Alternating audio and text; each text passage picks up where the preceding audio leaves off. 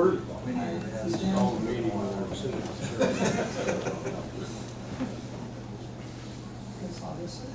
Judy, roll call please. John Dooley, Here. Jim Pruitt, Here. Horace Reese, Here. Don Whipple, Here. Bill Ernst. Here.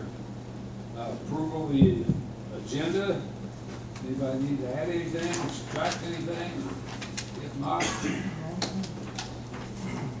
A motion to accept the agenda is published. second.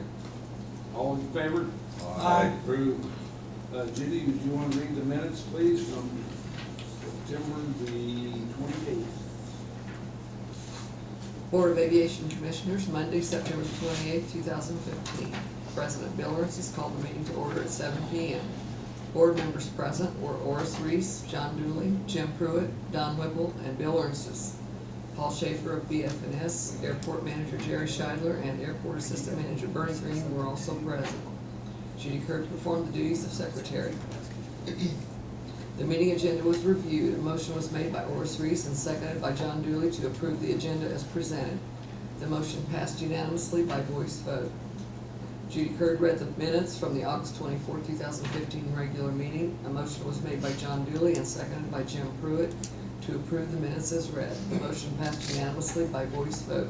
Don Whipple abstained because he was absent on August the 24th. Financial report. John Dooley read the financial report. Old business.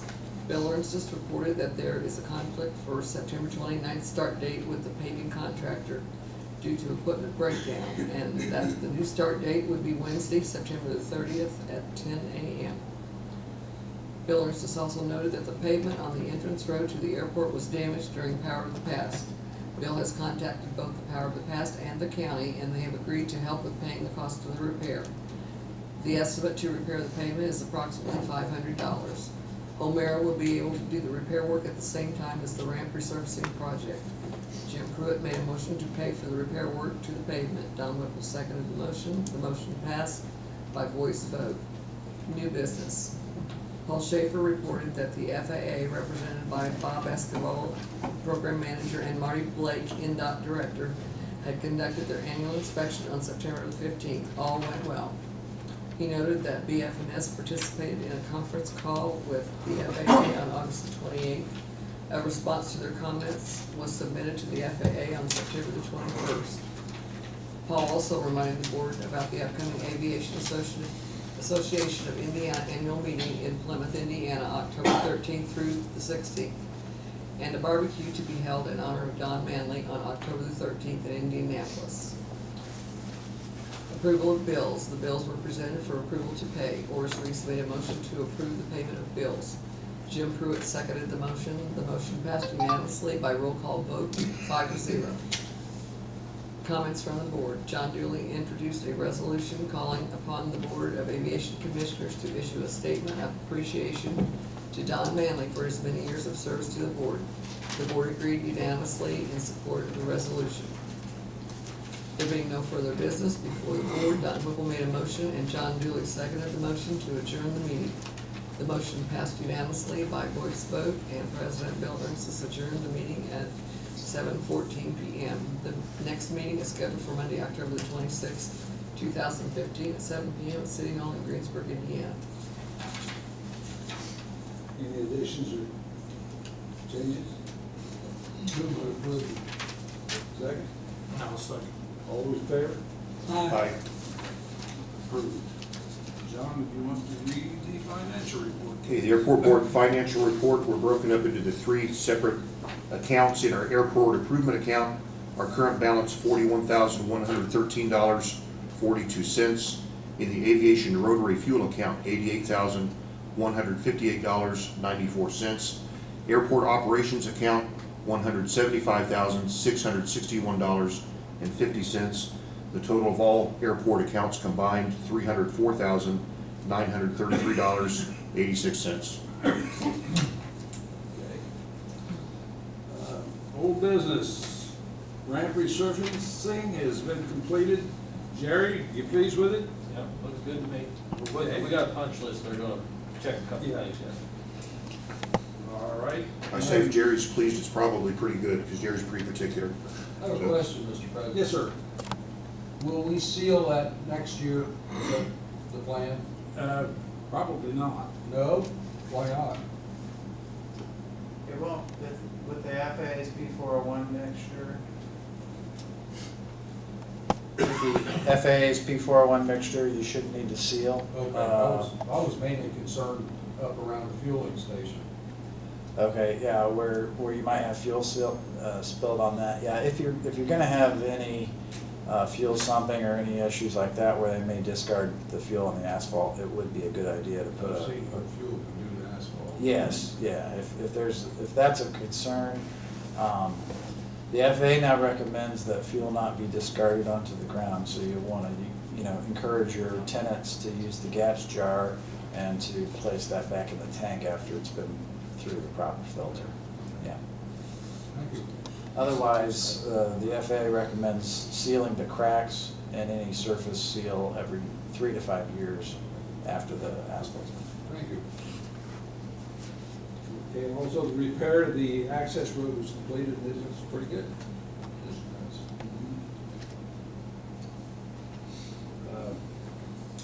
New business, Paul?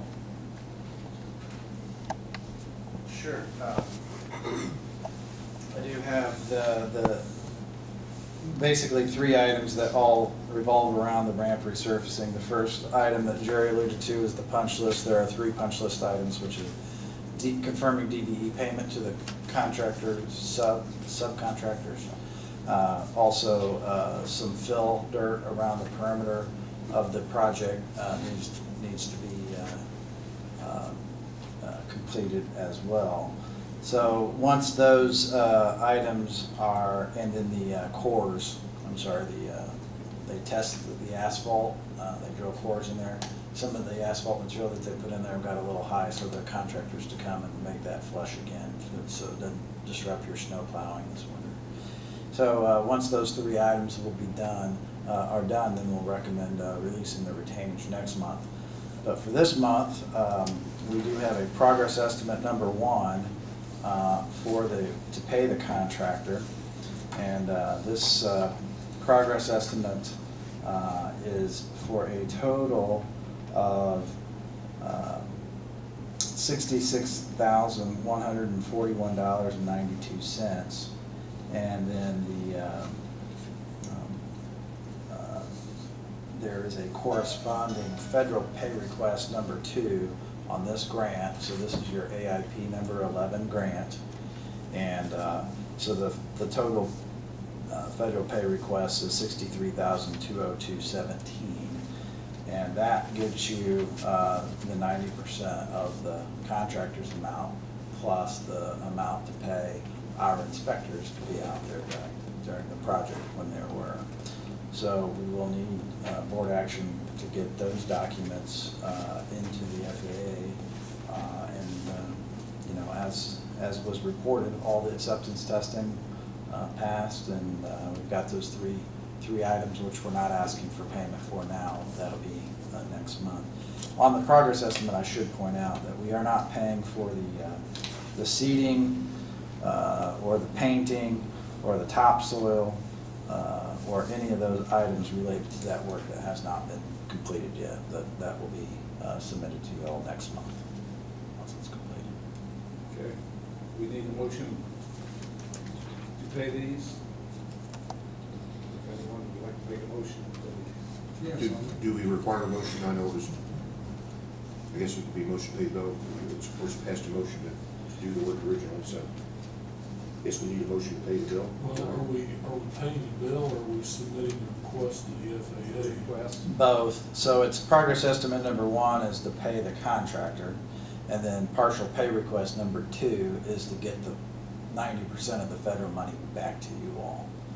So if you approve them simultaneously, then that it'll get your reimbursement coming back. Which account's it coming out Airport improvement. of? So, as of right now, we don't have enough money in there to pay. It'll go directly to the contractor. this payment. So that, no, the federal money will be deposited into the local account. Yep, and the way the FAA's done that before, if the cash flow is the issue where you don't have $66,000 in the account, then you, as soon as you incur the cost, progress, and you approve payment of it, then we will submit the Fed money will come in within 3 days of them entering it into their system. So you'll have the money in 3 days, and then for the State Board of Accounts, you need to get that paid out to the contractor as soon as possible. They don't want you holding on to the money. So they say 3 to 7 business days from the time you get that money, it needs to be pumped back out to the contractor, so you're not holding Fed money. No, I'm just trying to figure Well, out. we can already move some money from the operating fund to the, if we need to.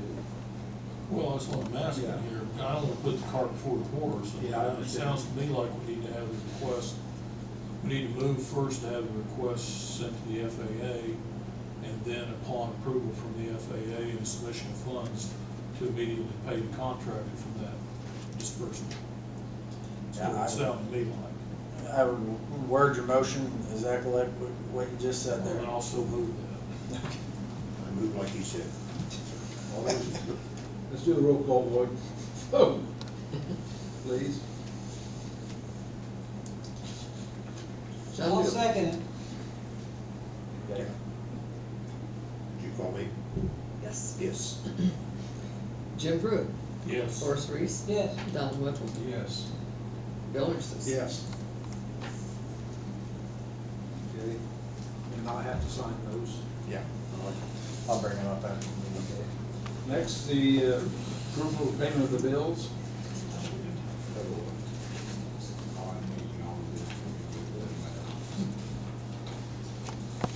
We've got $1,664.96 worth of bills to pay. I have reviewed, I find them all to be, but we already approved the one for the 500 at the last meeting. But the rest of them all look in order to me. Yeah, the 500's, of course, for Deo Romero, that's that extra work we had done. And I asked, is that Halliburite for that 251 and change? Here's, repaired the rotating beacon. Rotating beacon, the green light went out. Yeah. We were in the red light district for a while. I'll accept the motion to approve. I motion that we approve the bills as listed. Second? Second. Roll call, please, Judy. John Dooley, Yes. Jim Pruitt, Yes. Horace Reese, Yes. Don Whipple, Yes. Bill Armstrong. Yes. Civil Air Patrol, Major, would you like to come up and talk to us, Thanks. please? Thanks. I don't have any business cards, but Madam Secretary, there's a little handwritten note with our information on it. But thanks for letting us come in tonight. I'll take a couple minutes here to kind of give you a little bit of overview of what Civil Air Patrol is and maybe some things that you can expect from us, and we may be asking you for something. But before we get started there, I don't want you to think that I'm like an interloper. I grew up in Batesville, so don't hold that against me. My college roommate was Joe Horan from Greensburg, and I found out from Mr. Schuyler tonight that that his sister and I were friends when we were in high school. And the young lady in the back of the room, some of her relatives are friends from growing up. So, and on top of that, I've flown my airplane into this airport many times. And it's a neat little airport. What the Civil Air Patrol is, we were established in 1941. We actually predate the United States Air Force. It was the Army Air Corps at that time. We are, in certain situations, an auxiliary to the United States Air Force. That's why we're allowed to wear a uniform. It's a little bit different than what as I refer to it, the real Air Force uniform is. But for all intents and purposes, for certain things, we are part of the Air Force. We have 3 core missions. One is emergency services, I think, and I have a feeling that the DCEMA stands for Decatur County Emergency Management, and I'll talk a little bit about that in a minute. But emergency services, that would be search and rescue missions, disaster relief, cadet programs, both ground and air. If we find an instructor and have cadets that want to learn how to fly, they have the ability to use the aircraft that we have, which are owned by the Air Force, and they can learn how to fly in those. The other things that we do with that is pilots once we have a certain amount of training, you have a little, or it's just a little orientation thing you gotta go through, that we actually take the cadets up for what's called an orientation flight. They're entitled to 5 of those. It's a set curriculum, and even though I'm not an instructor pilot, I can sit there and once we get to altitude, let them fly the airplane, and it's really 5 formal lessons is what they get out of it, to try to encourage, get that encouragement, get them up in the air, and once they grab a hold of the yoke, then we know we got them. Or sometimes we know we really don't have them and need to get them back on the ground. And that's just all part of the cadet programming. In addition to that, we do aerospace education, and that's for both adult members and the cadets. The new thing, and I still sometimes get it wrong, is called STEM, science, technology, engineering, and math. We are really big into that. They use flight simulators, they build model rockets, and there's a slew of other things that they do. So it's fairly formalized. The cadets wear uniforms. Most of the time it's a BDU, more like the camouflage green things that you would see, because most of the time the work that they're doing is on the ground. The cadets, I'll use the term, love to go out and do this disaster relief. They're good to tote the sandbags and help locate folks that may have lost their way. That's their job function, and they take it seriously. 12-year-olds can become members. Cadets can be a cadet member until they're 21. At that point in time, they have to become a senior member. You can become a senior member at 18 years of age, though. So that's kind of a little bit of an overview there. With me tonight is Major Keith Clapp, who is the group commander for Group 12, which is this area of the state, and the squadron commander, Captain John Donaldson, and that is the actual squadron commander for the squadron that is. Are you guys already there? I didn't ask you that if you'd already located everything at the airport or not. Well, there's nothing to locate. Nothing to locate at the airport. We're waiting on you for that, sir. Okay. Oh, okay. Now I got it. And I'll explain to you what that means. I have a couple different roles with the Civil Air Patrol. One, I'm an assistant legal officer for the organization in Indiana. I'm also our director of operations on the air side, which means I'm in control of our pilots and our aircraft. Our aircraft consists of 10 single-engine aircraft and a balloon. We have the only balloon in the Civil Air Patrol in the entire nation that is decked out in Civil Air Patrol, big CAP on it, red, white, blue colors, and it's based at Columbus. One of our members is a balloon guy, and he's got his there, and we just kind of take up a portion of his hangar with our balloon. But we do have 10 aircraft. We did have 9. We just got a 10th one because of the amount of time that we do fly. And that 10th aircraft is the one that's going to be put at this airport. We got it from Ohio. It just came out of having its annual inspection, and it got over here and had something go wrong with it, and it's still in the maintenance shop. So if any of you know anything about airplanes, you understand that that's just the nature of the beast. And so I was really hoping that we were going to have it down here before tonight, and we're just waiting on parts to come in. But and that's the equipment that he's saying they need to locate at the airport is the aircraft. I think I'll let Major Clapp talk a little bit about the presence at the airport, but there's one thing I want to cover, and that is that we are a fairly good consumer of a product that will be sold, or that is sold at the airport. We average this year on 9 aircraft, with one of them being down for 10 months, we averaged over 218 hours on each one of our aircraft. And if you take 218 times about 10 gallons an hour, you can see we're looking at about 2,000 gallons of fuel a year. Now, maybe not all that will come out of the Greensburg airport, but it could, and we may have other aircraft that come in and partake of the services there as well. So there is that little bit of monetary aspect to it. And so then that brings me to the other thing, and I'm not sitting here tonight saying, please give us a free hangar. I would love to stand here tonight and say, please give us a free hangar, but that's not the purpose of being here. It is, though, to educate the board, if you're not aware, because I know there was 4 airport boards in the state this past year that did not realize that there's an exception to the FAA rule that says you can't just give stuff away. I'm sure you're all aware that you got to get some type of value for whatever you're providing. You can't just let me park my personal airplane on the ramp without charging me. That violates the FAA rules. But there is an FAA rule that it says use of property by not-for-profit aviation organizations, and it says an airport operator may charge reduced rental rates and fees to the following not-for-profit aviation organizations to the extent that the reduction is reasonably justified by tangible or intangible benefits. And we believe we have both tangible and intangible benefits to an airport, and one of them is Civil Air Patrol units operating an aircraft at the airport. So I want to just put that at your, into your minds, that at some point in time, if you feel like, hey, we like these guys being here, guys and gals being here, they are a service to our community, they do provide a benefit, so let's give them a break, or maybe not charge them at all. We only have one airport in the state now that imposes a fee on us, and they charge half of what their normal rate is, and that's at Greenwood. The airplane at Auburn, at LaPorte, JVY, Clark County, Terre Haute, and then there's 4 in the Indianapolis area. Well, 3 in the Indianapolis area do not charge anything for us to use their hangars there, because they have seen the benefit that Civil Air Patrol has.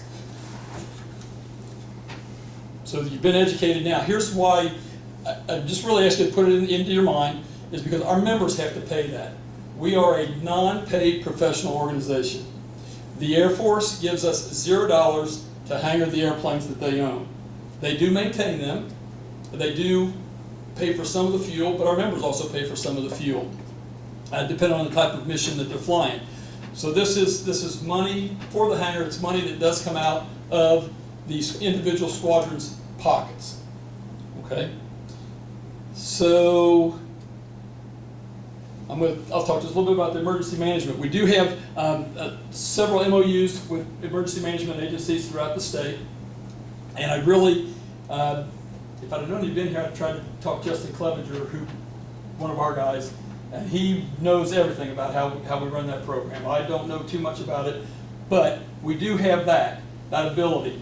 You have a problem, boom, you call these guys up, they know what to do then to get a group of folks out, some of our folks out to go find an airplane, or to go find a lost person, or to help sandbag for, don't have any great big rivers here, but you could have a water problem.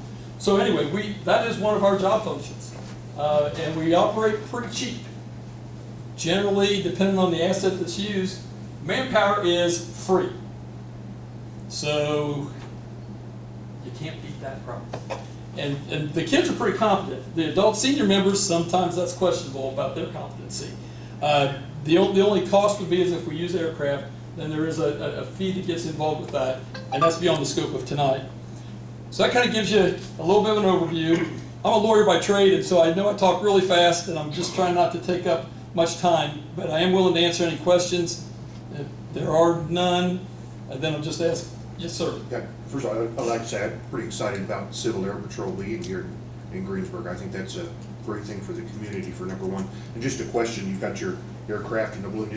Are there any drones in the Civil Air Patrol? We do not, Mr. Dooley, it's good that you asked that question, because we're working with the state right now, the Homeland Security folks, because they're trying to get up to speed on the drones.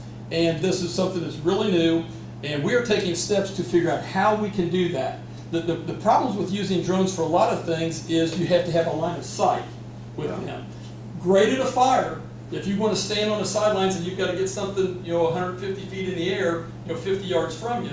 But if you're looking for somebody out in the woods, you just can't maintain that line of sight. And so it's those things. But yeah, we are absolutely looking towards going that way, just because they can be of a benefit. Maybe not a complete get rid of the airplanes, but they can be a benefit. A lot of FAA rules will come into play on that. Like I said, one of them is that line of sight deal. Any other questions? And sir, we are also very excited about being down here. Our wing commander, who is in his 3rd year now, one of his goals when he started was to get a squadron back down here in southeastern Indiana. And I said, Colonel Creed, you're absolutely right, because that is a great area. It's great folks. They work their butts off, and it's home. So we need to be down here.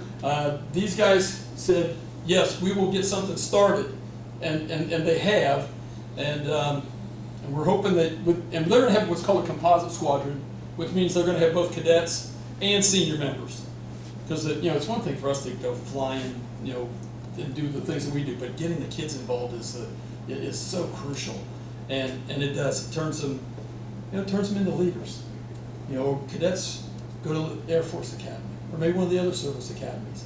It's, an equivalent might be, to some extent being, an Eagle Scout type thing. It's very structured, they learn a lot, they learn how to be leaders. Any other questions? All right, then Major Clapp, if you want to come on up, I'll turn the floor to you.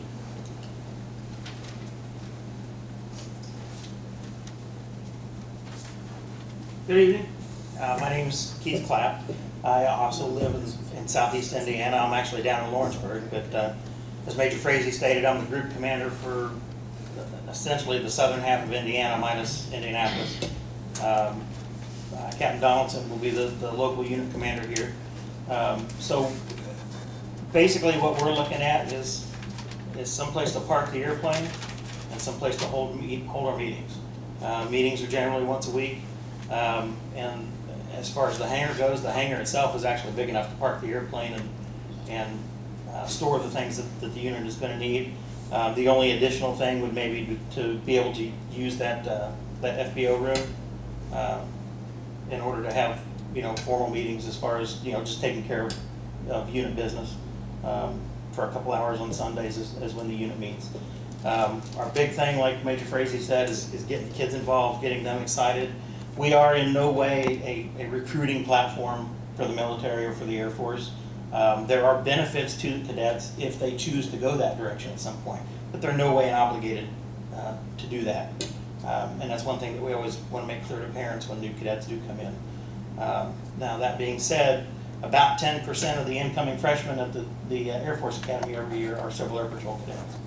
So when Major Frazee says that they learn to be leaders, he's dead on with that one. So that's really all I have in a nutshell. If you have any questions, I'd be happy to entertain those. My dad's family actually comes from Decatur, Shelby County. My dad grew up in St. Paul, so my uncles and aunts and so forth. So I have family in the area. So anything that you'd like to ask us, we're excited about being here. I will tell you that when this unit launched, they attempted to give it a go at the Batesville Airport. There were some logistical issues there that because it's still a private airfield and they haven't gone public yet. One of, not the least of which, is having the availability of 24-hour fuel, which they didn't have, but is available here. So that was an issue for us. The nature of our business is a 24-hour operation. So if we get the call at 2 in the morning, we go at 2 in the morning. So. What aircraft, what model aircraft do they plan on hangar? I believe Major Frazee, the current one that they're looking at is it's a 172 with an Aspen avionics system in it. It's a mid-80s that's been refurbished. Really nice airplane, but like I said, it had a mechanical issue. Right. The airframe is mid-80s. The rest of the airplane is essentially brand new. It has a new interior, new engine, new avionics. It's pretty well a new airplane. Okay. Anything else? We've talked to Jerry several times. He's been very helpful. So. Yeah. All right. Captain Donaldson, would you like to say anything? Hi. Thanks for having us. I think they've covered it also. Appreciate the opportunity. Thank you. Thank you. Mr. President, can I say one thing? Yes, sir. This is a long time ago, you can tell, but when I was a junior and senior in high school, I was a member of this, not down here. And I got lots of interesting things, that took place during those 2 years.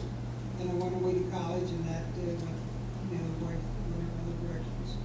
But it was a neat experience for me as a kid. Still a kid, but. I worked with the Civil Air Patrol at Maxwell Air Force Base back in the 60s.